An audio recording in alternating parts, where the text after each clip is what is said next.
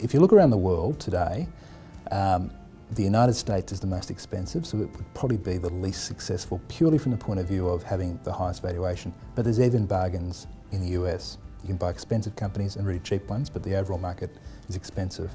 Europe looks reasonably good value for money because unlike the US, instead of the recovery being priced in, it's only started to recover after 10 years of stagnation, effectively. And the emerging markets are also looking very attractive. For a lot of this year, we've liked Asia, China in particular.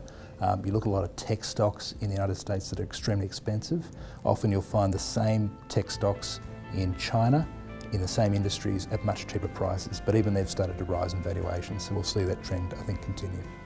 Mario Draghi, the head of the European Central Bank, in June this year actually said in the 6-month period up until then, the shift from deflation to reflation had been extremely potent. You know, they've really had swung around. Whatever caused it, maybe it's all the monetary stimulus, maybe Trump has lifted business confidence, who knows.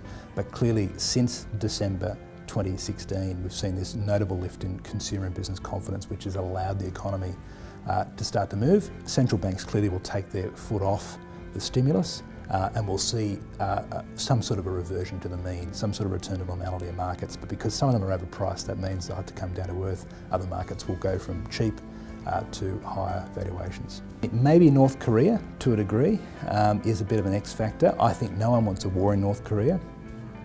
You might have noticed that Kim Jong-un has been a lot more quiet the last few weeks, and that does seem to coincide with the very savage sanctions that have been put in place.